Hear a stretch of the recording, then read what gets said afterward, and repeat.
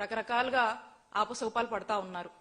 మరి కోటికి మందికి పైగా ప్రజలు స్వచ్ఛందంగా వచ్చి మీరు చేస్తున్నది తప్పు అని చెప్పి చంద్రబాబు నాయుడు గారు చెంపలు చెల్లుమనిపించేలాగా ప్రజలు వ్యతిరేకిస్తున్నా కూడా ఇంకా కూడా వీరందరికి కూడా బుద్ధి రావటం లేదు. పైగా ప్రజలు వాళ్ళ యొక్క ఉద్యమాన్ని వారి యొక్క భాగస్వామ్యాన్ని వీళ్ళంతా కూడా ఏ విధంగా హేళన చేసి చంద్రబాబు నాయుడు గారు వాళ్ళ వ్యక్తులతో ఏ విధంగా వాళ్ళ పార్టీ వాళ్ళతో మాట్లాడిస్తున్నారో మనం చూస్తా ఉన్నాము. మరి కోటి సంతకాలు చేసిన వాళ్ళందరినీ కూడా దొంగలని సైకోలని ఎట్లా పడితే అట్లా వాళ్ళతో మాట్లాడిస్తా ఉన్నారు. మరి రాష్ట్రంలో ఈ 1,04,11,136 మంది ప్రజలను ఖచ్చితంగా వారి ఆత్మ గౌరవాన్ని దెబ్బతీస్తూ అవమానిస్తున్నట్టు కాదా చంద్రబాబు నాయుడు గారు అని అడుగుతా ఉన్నాము.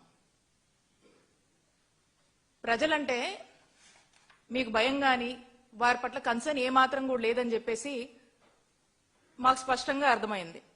అలాగే మీరు మాట్లాడిస్తున్నటువంటి తీరు, మీరు ఏ విధంగా వైఎస్ఆర్ కాంగ్రెస్ పార్టీకి మద్దతుగా ఉండి చంద్రబాబు నాయుడు గారు చేస్తున్నటువంటి మెడికల్ కాలేజ్ ప్రైవేటైజేషన్ ని తప్పుపడుతుంటే మరి మీరు మాత్రము ఏ మాత్రం కూడా బాధ్యత ఉన్నటువంటి ముఖ్యమంత్రిగా బాధ్యత గల ప్రభుత్వంగా వ్యవహరించుకోవడం లేదు. అందుకనే ప్రజలు స్వచ్ఛందంగా వచ్చి ఇంతమంది వాళ్ళ యొక్క సంతకాలతో ఈ ప్రభుత్వాన్ని బండకేసి కొడతా ఉంది. బండకేసి కొట్టినటువంటి విషయం కూడా నేను చూశారు అందరూ. ఇక పీపీపీ అంటూ దానికి ఏవేవో అర్థాలు వీళ్ళే క్రియేట్ చేసి మళ్ళీ ఇంకేదో డైలాగులు మాట్లాడుతూ ఇక ఏదేదో దీని మీద ఒక్కొక్కరు ఒక్కొక్కలాగా వాళ్ళకు వచ్చినట్టుగా మాట్లాడుతూ ఏ విధంగా దీన్ని కామెంట్ చేస్తూ ఏ విధంగా దీన్ని హేళన చేస్తూ వెళ్తున్నారో రాష్ట్ర ప్రజలు అందరూ కూడా చూస్తున్నారు. కాబట్టి ఈ కోటి సంతకాలు ఖచ్చితంగా రానున్న రోజుల్లో మిమ్మల్ని దింపడం ఖాయమనేటువంటి సంకేతాలు ఇచ్చారు.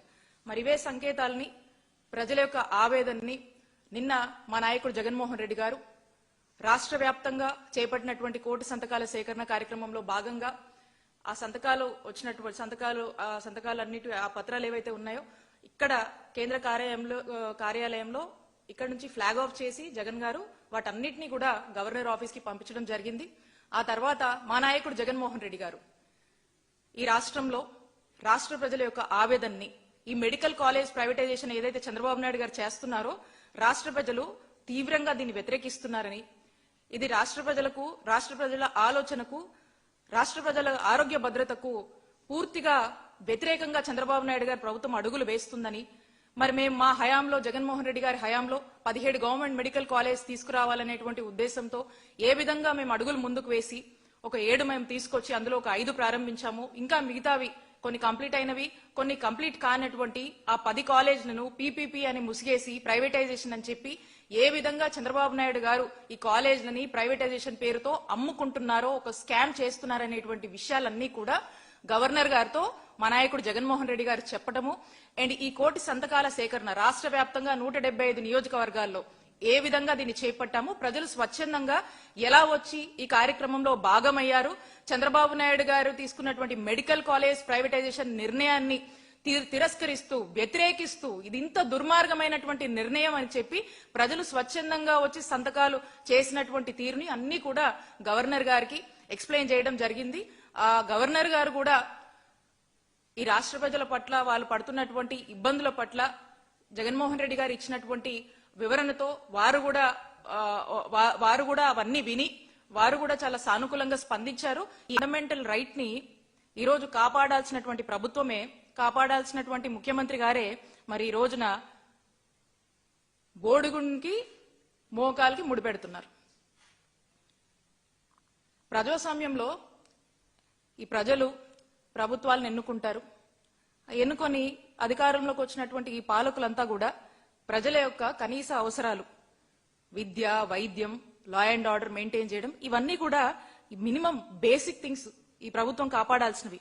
మరి ఏదో ఈ పీపీపీ మోడల్ అని చెప్పేసి దీని గురించి గొప్పలు చెప్పుకుంటూ ఏదేదో కబురు చెప్తా ఉన్నారు. నేను ప్రశ్నిస్తున్నాను చంద్రబాబు నాయుడు గారిని, మరి లా అండ్ ఆర్డర్ కి సంబంధించినటువంటి శాంతి భద్రతలు కాపాడేటువంటి మరి పోలీస్ స్టేషన్లు కూడా పీపీపీకి ఇవ్వచ్చు కదా, ఇస్తారా?